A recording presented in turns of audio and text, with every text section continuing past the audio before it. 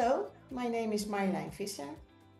I'm a nutritional scientist by background and an epidemiologist, and I'm currently working at the Department of Health Sciences at the Vrije Universiteit in Amsterdam, the Netherlands. I'm delighted to speak to you today in the Nutrition Forum, and I will talk about the determinants and awareness of malnutrition in old age. And as probably many of you know, malnutrition is a relevant and important problem in old age.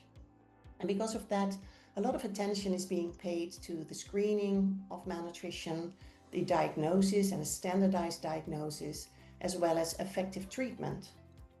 Unfortunately, much less attention is being paid to the prevention side of malnutrition.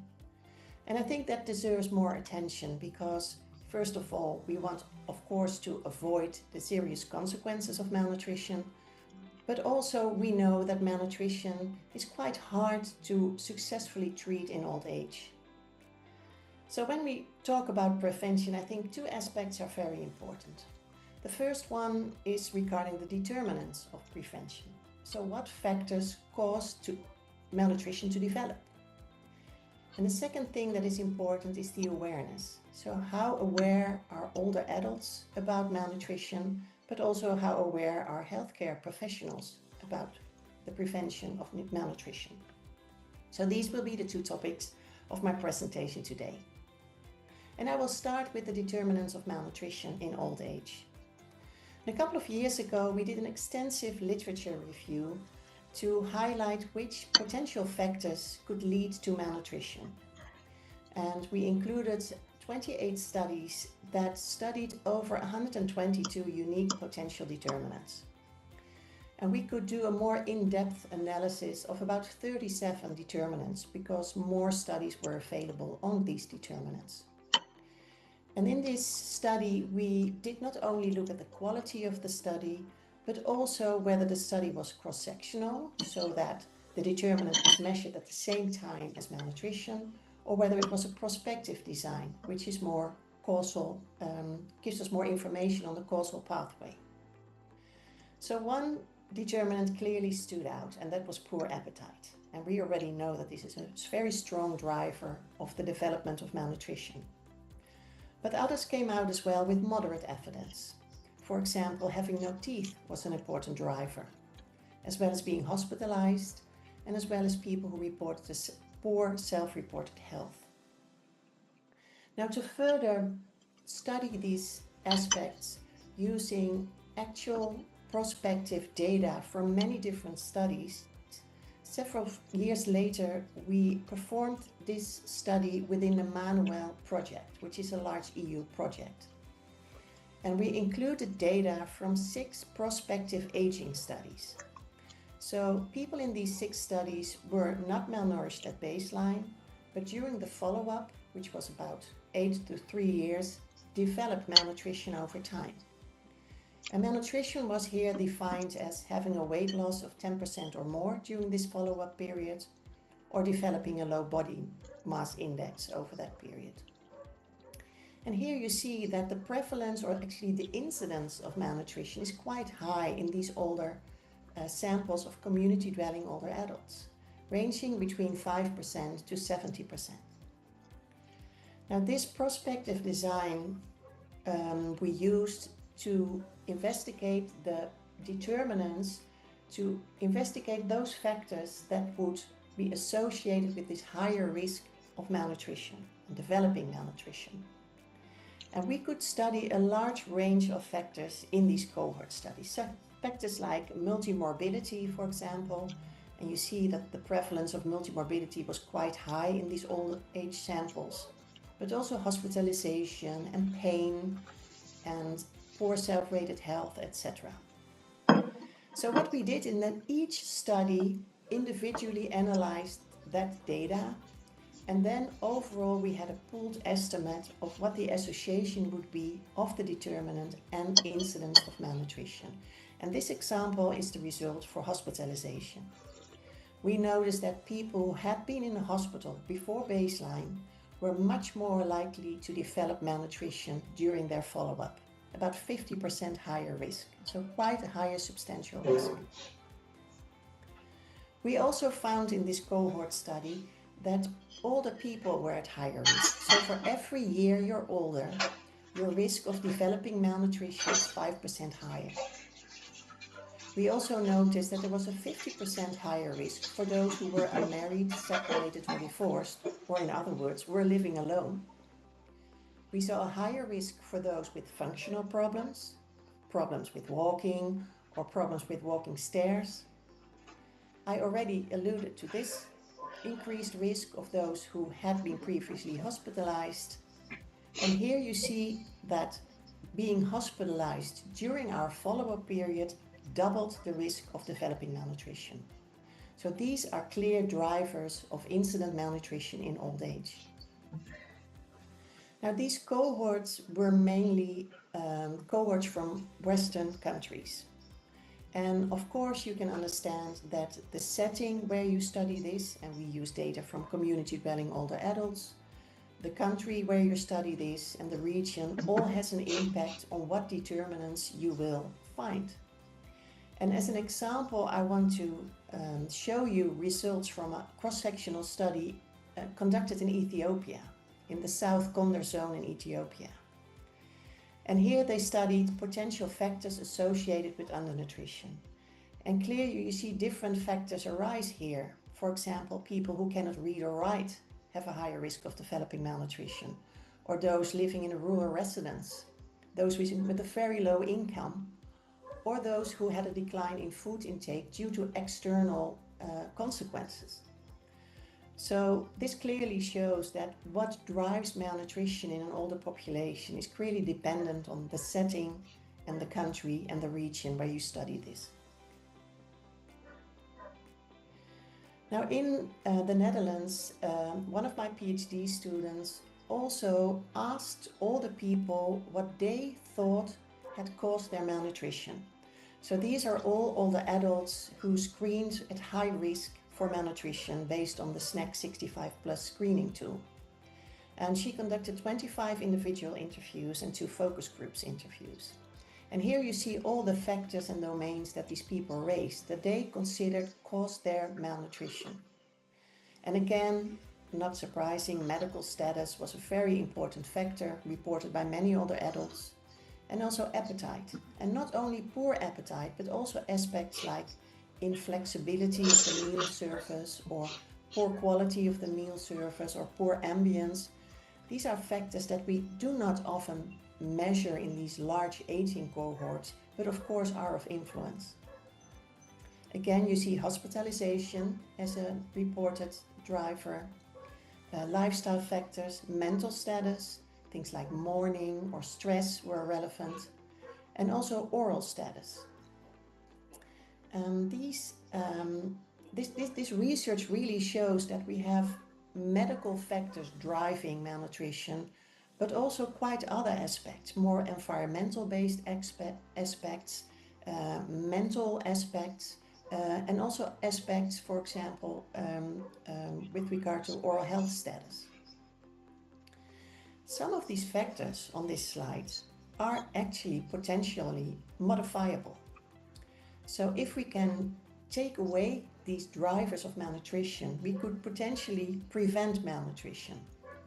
So in a study that my PhD student did, she investigated what the prevalence was of these potential drivers of malnutrition, but actually are also factors that we can do something about, like people eating not a lot of snacks, people having intestinal problems, people who need support for grocery shopping, people who have pain and might need better pain medication, and people with oral health problems that should visit a dentist or oral hygienist to improve oral health. So the prevalence rates of these kinds of almost common problems, but are important drivers of malnutrition, need far more attention. One of the factors that is really highly prevalent and is driving malnutrition is oral health. And we included information on oral health in one of our aging studies, the longitudinal aging study Amsterdam. And here we followed up a large group of older adults for 9 years and investigated who developed malnutrition. And this work was conducted by Eva Kieswetter from Germany, who visited my lab for a couple of months. And she clearly identified that oral health is a driver for developing malnutrition. And you see that older adults who report toothache while chewing, older adults who have a dry mouth, and that was particularly true in those who did not have their own teeth anymore, and those who report an unhealthy oral health or very unhealthy oral health have an almost twice as high risk of developing malnutrition during follow-up. So this is a topic that we do not often address when we see malnourished older adults or treat malnourished older adults. But this indicates that other components of healthcare are relevant for improving the health and the nutritional status in older adults. Now, all this knowledge that we obtained from the literature, from our own cohort studies, from qualitative work, were combined in 2019 in this model, the Determinants of Malnutrition in Aged Persons model, or the DOMAP model. And this was initiated by Dorothee Volkert by developing a group of experts and sort of drafting a very crude version of this model, and then bringing the proposal to more researchers and experts in the field using official voting systems to build this model that would be useful both for research as well as for clinical practice. And the basis of this model is, of course, malnutrition, which can only develop if one of these three factors is present. So you can only develop malnutrition if you have a low energy intake, low food intake, or if you have high requirements, so your requirements and energy requirements are that high that it's hard to meet that with normal foods, or on the left side, when there is a reduced nutrient bioavailability. So this person is eating, but the nutrients do not properly reach the body. And then we looked at factors that have an immediate influence on one or more of these three dark green factors.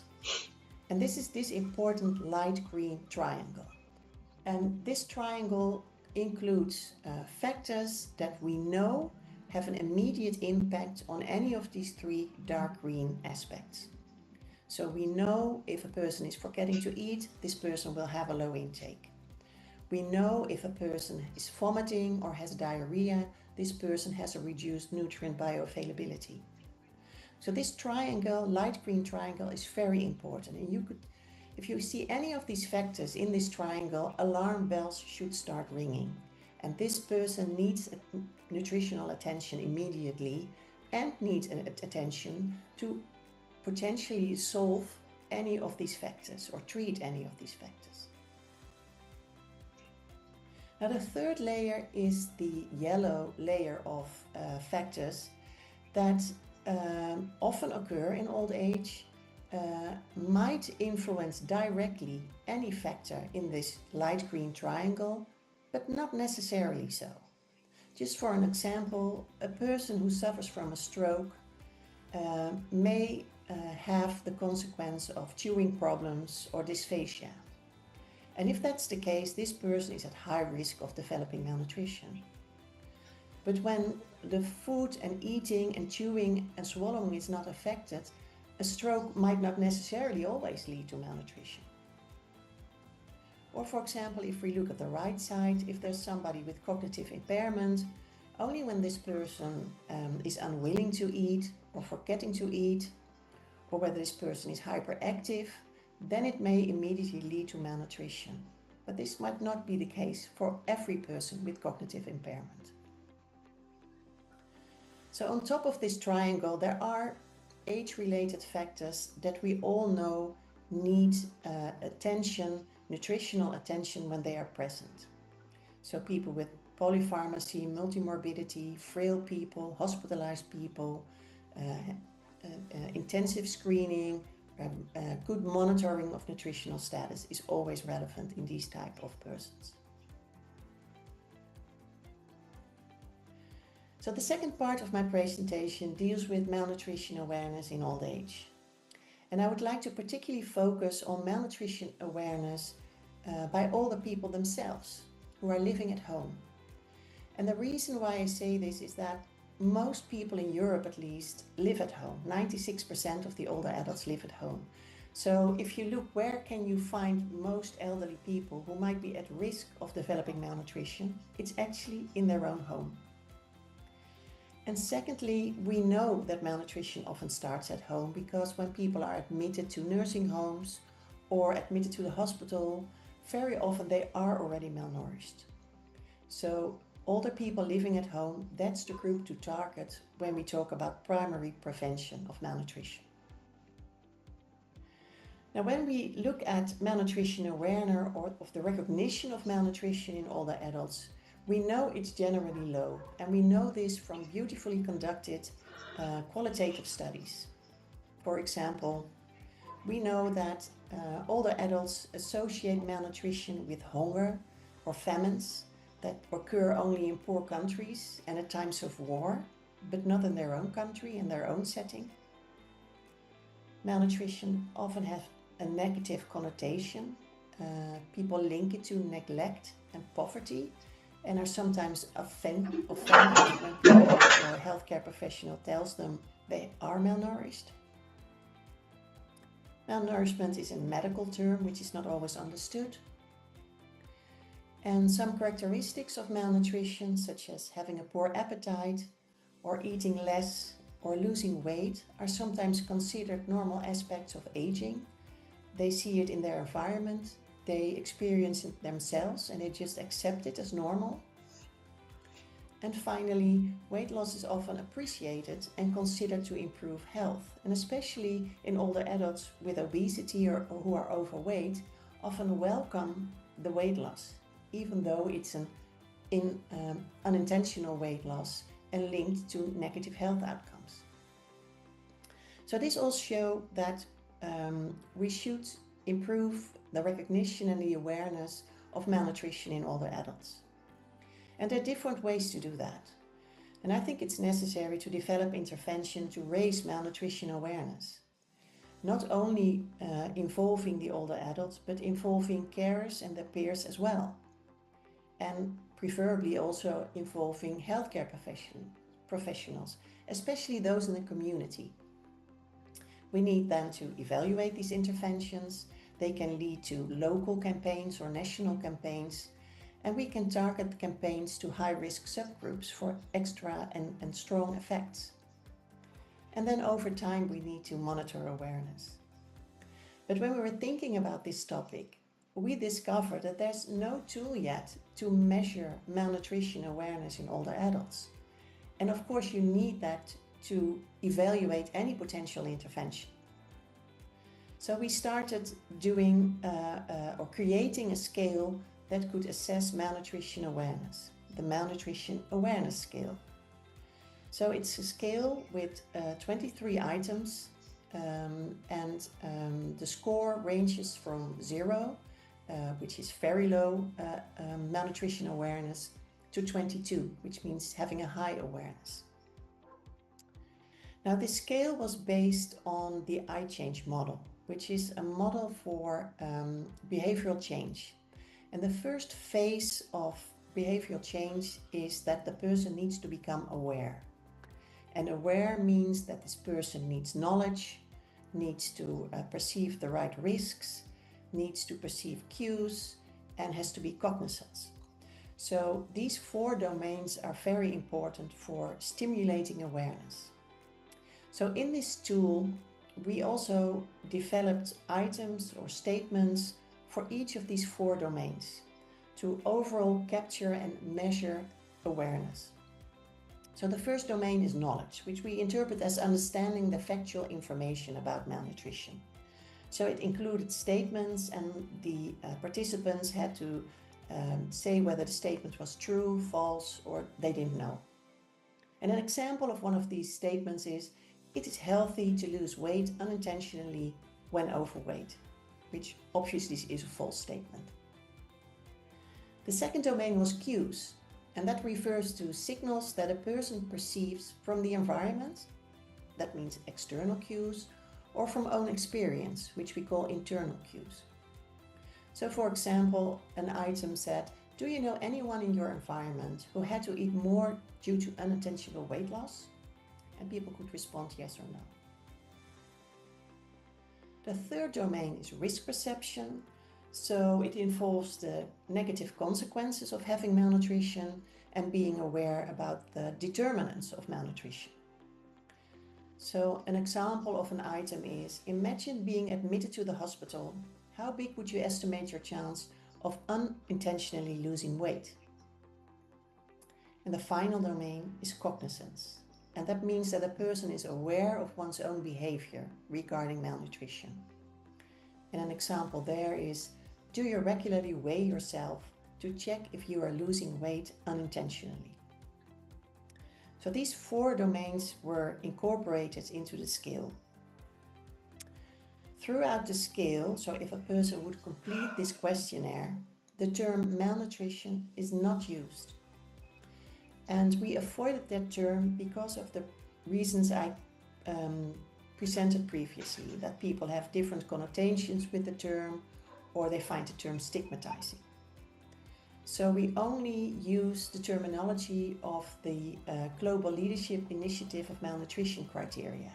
So these are criteria of diagnosing malnutrition. So that means poor appetite, or eating less, or muscle mass loss, or weight loss, of being skinny. These type of terms were used in the questionnaire. And secondly, when we did several pilot studies among older adults, we noticed that many did not fully grasp the term unintentional weight loss. They did not fully understand what we meant by that.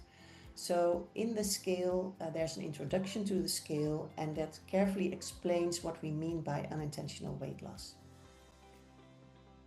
So we applied the malnutrition awareness scale to a sample of over 800 Dutch older men and women.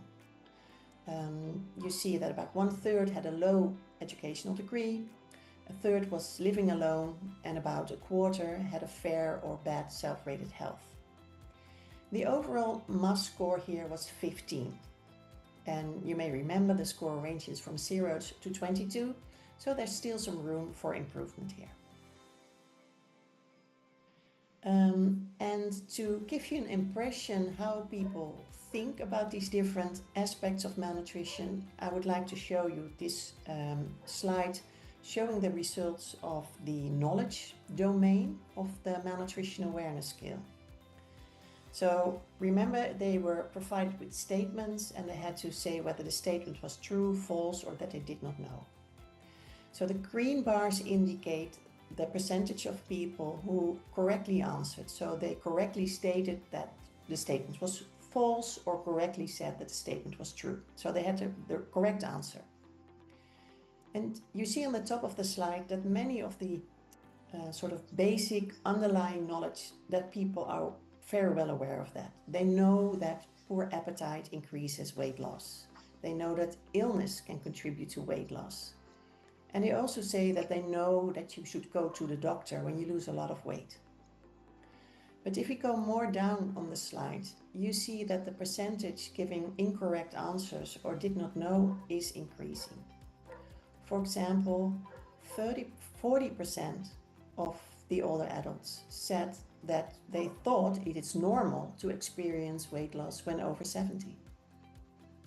About 50% did not know that being too thin would increase your risks of falls and fractures. And over 50% think it's healthy to lose weight unintentionally when you are overweight. So this clearly shows that on some topics an increase in knowledge is necessary. Also, the risk perception was not 100% for some of the statements that we made. For example, this one. Imagine being admitted to a hospital. How big is the chance of you unintentionally losing weight? And you only see that the quarter actually gives the right answer. Only about 25% knows that there's a high risk of developing malnutrition when you are in the hospital. We also could identify subgroups with a lower malnutrition awareness. So for men and women, there was not a big difference. We saw that the oldest old had slightly lower malnutrition awareness. Those with a low education level had a lower malnutrition awareness. Those living alone and those with a fair or poor health had a lower malnutrition awareness.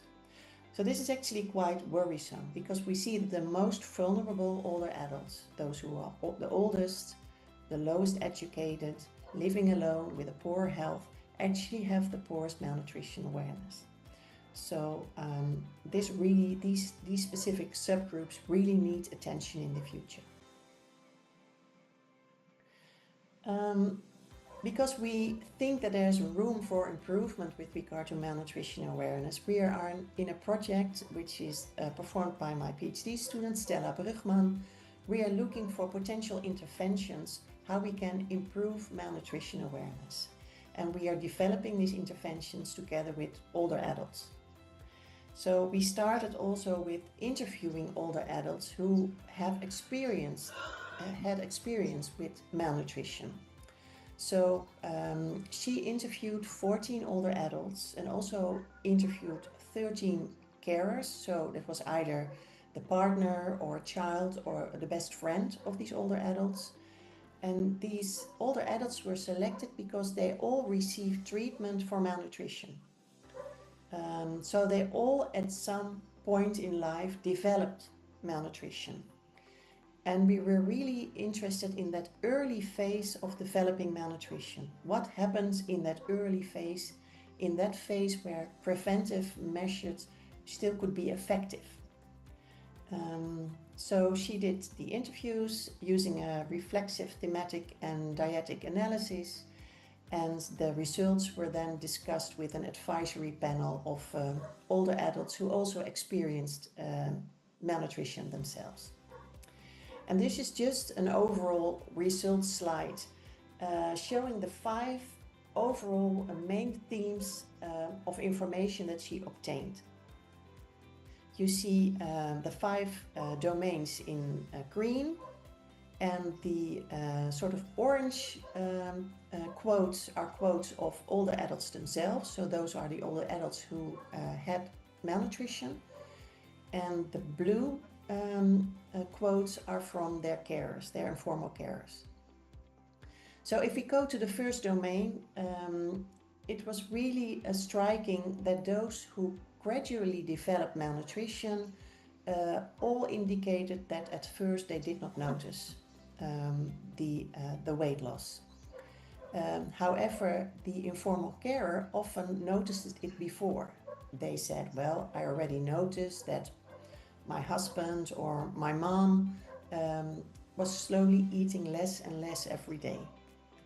So there's really a contradiction to what the person themselves experiences and what the environment experiences. The third domain was normalization and acceptance. Very often the older adult would say, well, I lost weight, but I did not worry. It's part of aging. And very often the informal carer said that as well, was also an older person and also said, well, this happens also in our surroundings. And sometimes that was just the end of the conversation or the potential worry.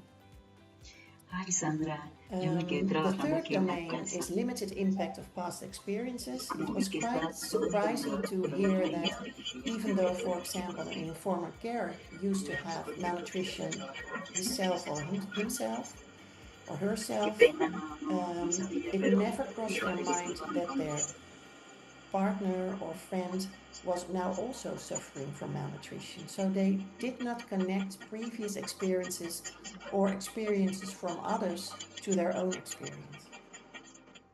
The fourth domain was activation through social environment. There seemed to be quite attention to what people wanted to hear from their environment. And sometimes were a bit offended or find it very uncomfortable when their environment would say that they noticed a weight loss, for example. Others said, well, I was very happy that someone in my environment addressed it, because otherwise my weight loss would be much more than what I currently lost. And also when we talked about if they would recognize the weight loss for another person and would say something about it, they often said, no, I would feel very uncomfortable doing so. So there's really some tension there in discussing malnutrition or weight loss between friends or acquaintances. The last item that came out of this study was that the relationship between the informal care and the older adults sometimes got very complex when the malnutrition or the poor appetite or the weight loss was being discussed. The older adult would sometimes indicate that they would lose their temper, felt like, okay, I can take care of myself, you don't have to worry, while the informal carer very often wanted to engage in conversation and wanted to support or help. So that was really a complicated discussion between carers and older adults. So I think these type of insights that we obtained from this valuable study are very important when we are trying to develop awareness interventions focusing on increasing awareness in old age. And all these tensions and complexities need to be addressed in such an intervention. So I would like to finish my presentation with a summary. So first of all, I think a greater focus on the prevention of malnutrition in older adults is necessary, in particularly focusing on older adults living at home. For this, it is important to identify early determinants of incident malnutrition. First of all, to identify high-risk groups, where we should have regular screening or immediate potential diagnosis of malnutrition. And the other reason is that if we know these early determinants, we can initiate preventive treatment in an earlier stage, which is on the one hand nutritional treatment in trying to avoid the development of malnutrition, but also, and I think that's often overlooked, also the treatment of these modifiable determinants. Because if we take away these determinants, the risk of actually developing malnutrition might be lower. And my last point of the summary is that I think it's necessary to increase malnutrition awareness in older adults. We should develop novel strategies to increase malnutrition awareness, where we involve, of course, the older adults, but also informal carers and peers, and also community healthcare professionals. And I think we need to do this in order to empower older adults to actively seek care and nutritional care when they think their nutritional status is deteriorating. So with that, I would like to thank my collaborators from my own group, from the Netherlands and from abroad, from Germany. I would really like to thank the audience for listening, and I would hope that you will hear a lot more interesting lectures here at the Nutrition Forum. Thank you very much.